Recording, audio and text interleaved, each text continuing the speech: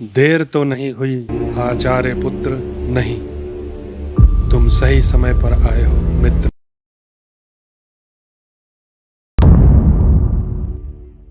देर तो नहीं हुई आचार्य पुत्र, नहीं, तुम सही समय पर आए हो मित्र। क्या आपने भी सुना है कि महाभारत युद्ध में कर्ण ने अश्वत्थामा को अर्जुन से बचाया था?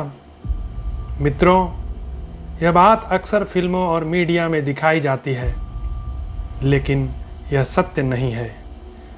वास्तविकता यह है कि महाभारत के घटोत्कच वध पर्व अध्याय 158, 159 में स्वयं लिखा है कि अश्वत्थामा एक समय कर्ण को मार डालना चाहते थे। यह स्पष्ट श्लोक में वर्णित है, किंतु दुर्भाग्य से आजकल यह तथ्य दबा दिया जाता है और उल्टा चित्रण किया जाता है। महाभारत केवल एक कहानी नहीं है, यह हमारे इतिहास, संस्कृति और जीवन मूल्यों का खजाना है। इसलिए मेरा यह प्रयास है कि मैं आपको महाभारत के प्रसंग ठीक उसी रूप में बताऊं, जैसे वे वेद व्यास जी की रचना में वर्णित हैं। यहाँ ना तो कल्पना जोड़ी जाएगी, ना ही तथ्यों को बदला जाएगा। मैं आपको श्लोक संख्या सहित प्रमाण दूंगा और साथ ही निवेदन करूंगा कि आप भी स्वयं महाभारत का अध्ययन करें और सत्य को जानें। यह वीडियो मेरे लिए केवल प्रस्तुति नहीं है, बल्कि एक ईमानदार प्रयास है कि हम सब मिलकर महाभारत के वास्तविक स्वरूप को समझें और उससे जीवन के लिए प्रेरणा लें। तो आइए इस सत्य यात्रा की शुरुआत करते हैं। तो जैसा कि मीडिया में दिखाया जाता है कि कर्ण ने अश्वत्थामा को अर्जुन से बचाया था, परंतु यह सत्य नहीं। मैं आपके समक्ष प्रस्तुत कर रहा हूँ वह सच जो आप जानकर चौंक जाएंगे, क्योंकि शायद आपने महाभारत के वास्तविक ग्रंथ को कभी ना पढ़ा हो।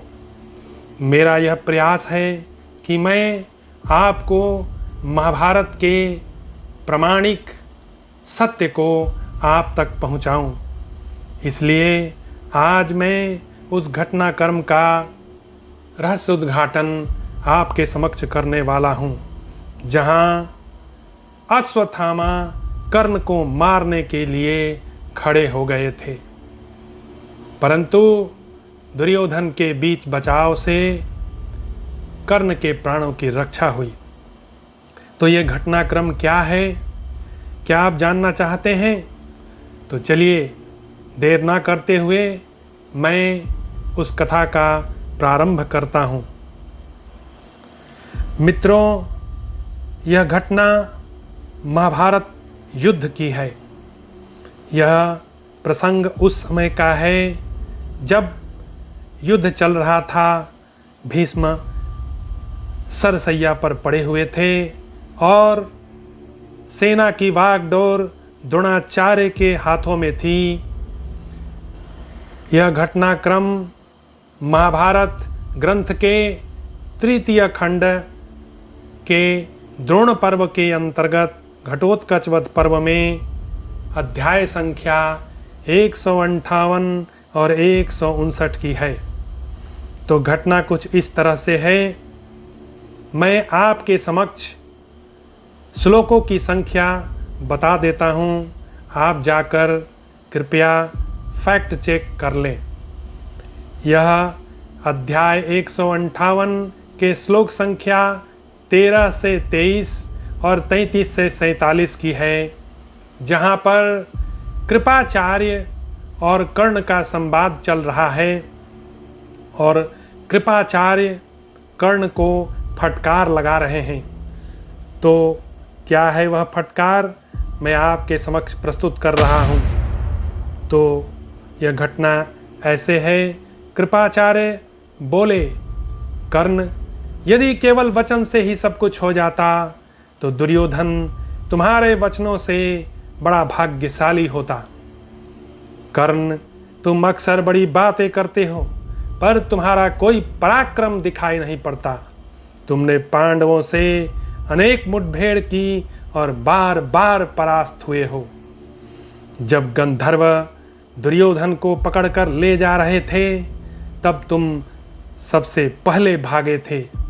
कर्ण, विराट नगरी में भी अर्जुन ने सबको हराया और तुम अपने भाइयों सहित पराजित होकर भाग चले थे। कर्ण, यदि तुम अकेले अर्जुन का सामना भी न कर सके, तो कृष्ण सहित संपूर्ण पांडवों को हराने की बात भी कैसे करते हो। कर्ण, चुपचाप युद्ध करो। वीरता बहुत बोलने से नहीं, बिना बोले पराक्रम दिखाने से सिद्ध होती है।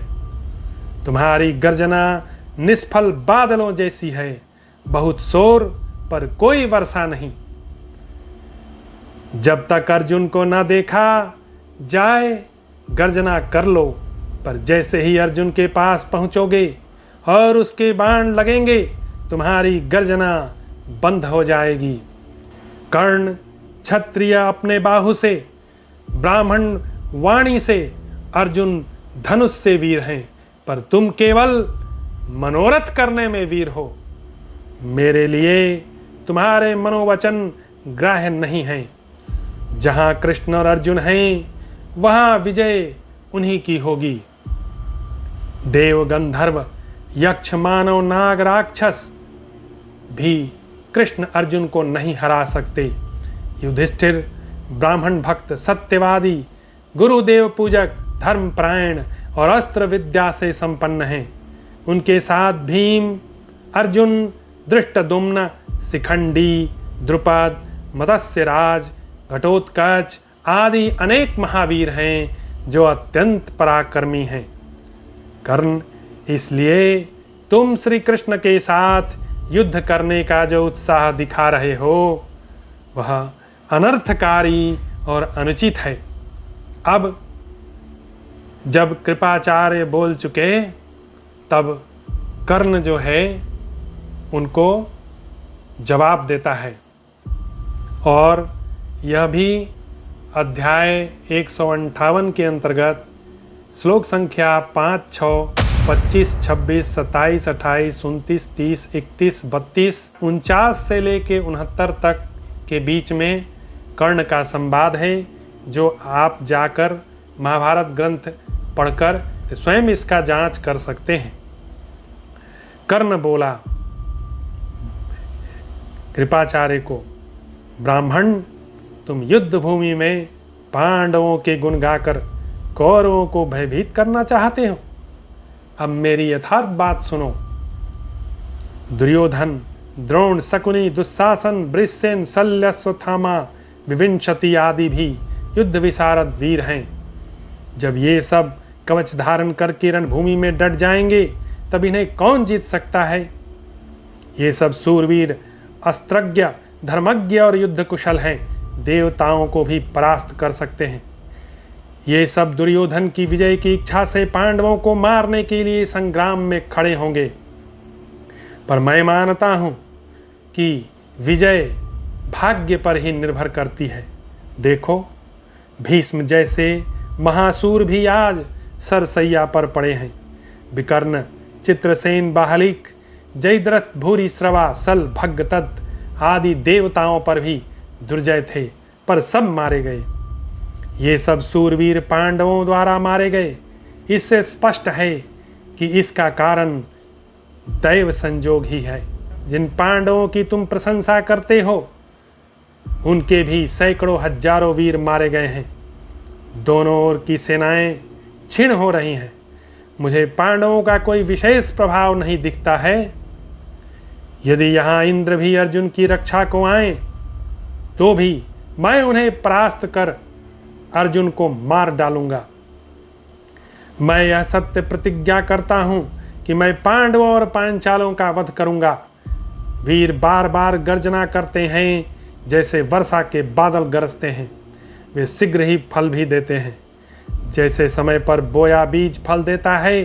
युद्ध भूमि में वीरों की प्रशंसा करना दोष नहीं।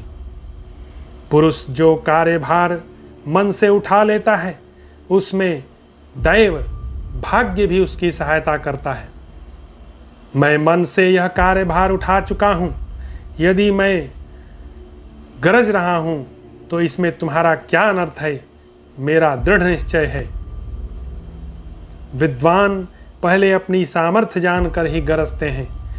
आज मैं मन से कृष्ण अर्जुन दोनों को जीतने का उत्साह रखता हूँ, इसलिए गरजता हूँ। मेरे गर्जन का फल देख लेना। मैं कृष्ण और पांडवों को मारकर यह भूमंडल दुर्योधन को दे दूंगा। ब्राह्मण, तुमने पांडवों के गुण ठीक कहे हैं। हाँ, वे रणभूमि में अजेय हैं और दैव समर्थित हैं, परंतु मुझे इंद्र ने शक्ति दी है, उसी से मैं अर्जुन को मार डालूंगा। इंद्रदत्त अमोघ शक्ति से मैं सब्यसाची अर्जुन का वध करूंगा। अर्जुन के मारे जाने पर उसके भाई पृथ्वी का राज्य नहीं रख पाएंगे। उन सब के नष्ट हो जाने पर यह पृथ्वी स्वतः ही कौरवों के अधीन हो जाएगी। संसार में सुनीतिपूर्ण प्रयत्नों से ही कार्य सिद्ध होते हैं। इस निश्चय से मैं गरज रहा हूँ। तुम वृद्ध हो, युद्ध में असमर्थ हो और पांडवों के प्रति स्नेह रखकर मुझे अपमानित करते हो। यदि पुनः ऐसा करोगे तो मैं तलवार उठाकर तुम्हारी जीभ काट डालूंगा।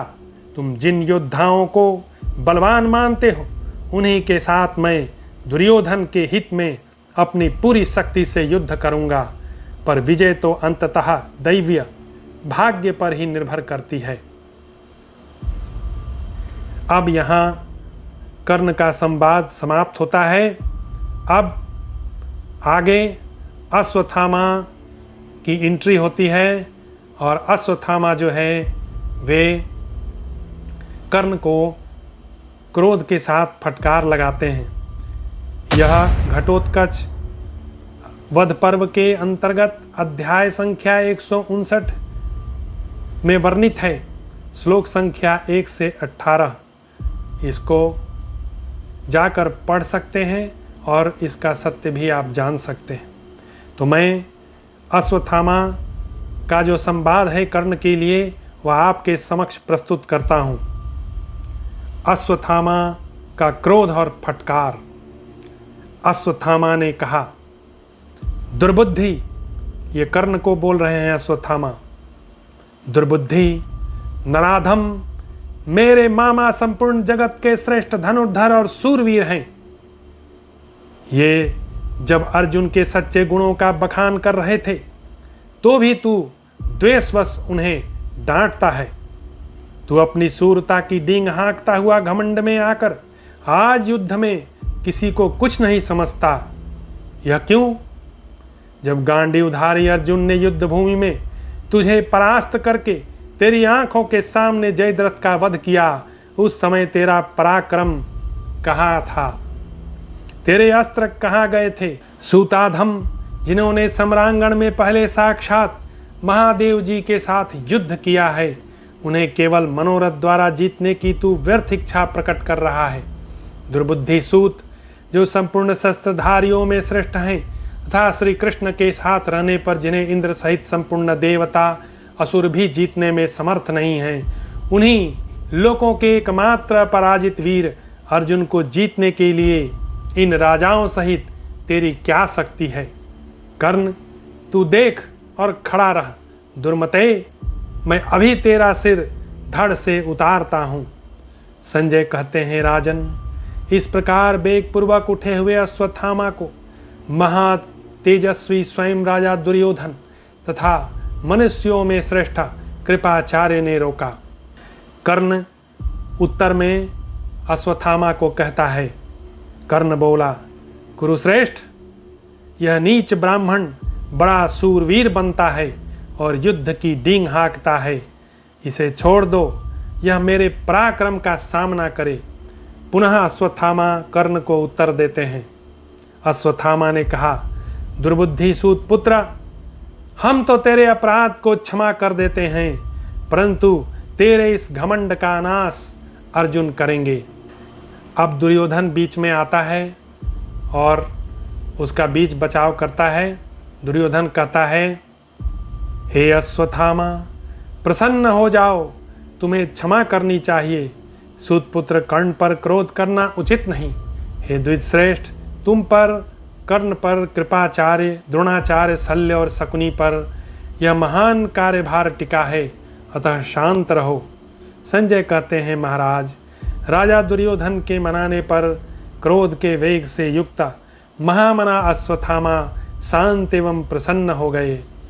राजेंद्र, तत्पश्चात सौम्य स्वभाव के कारण ही मृदुता आ जाने से महामना कृपाचार्य भी शांत हो गए और इस प्रकार बोले।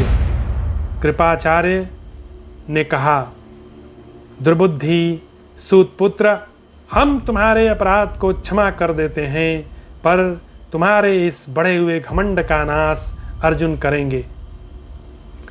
तो मित्रों, आपने देखा मीडिया में जो दिखाया गया,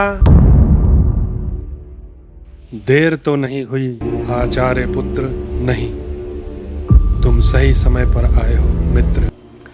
तो मित्रों, आपने देखा मीडिया में जो दिखाया गया वह सत्य, और जो मैंने आपके समक्ष प्रस्तुत किया महाभारत का वह सत्य। इस तरह से क्षीर का विवेक करते हुए मैंने आपके समक्ष यह प्रस्तुति की। उम्मीद है आपको यह पसंद आया होगा, और मेरा आपसे आग्रह है कि आप मीडिया में आने वाले किसी भी वीडियो को देखें तो देखने के बाद उस ग्रंथ के उस घटनाक्रम को जाकर पढ़ें और स्वयं उस सत्य को जानें और जानकर फिर उस पर विश्वास करें। किसी के कहे हुए बातों पर कृपया विश्वास न करें। इस वीडियो को आप लोग दूर तक पहुंचाएं। यह जन जन की सेवा है। सत्य जितना व्यापक होगा उसका उतना ही ज़्यादा प्रभाव होगा। तो इस सत्य को आप जन जन तक पहुंचाएं, यही मेरा आपसे निवेदन है। जय हिंद, जय भारत, जय सनातन, जय श्री राम।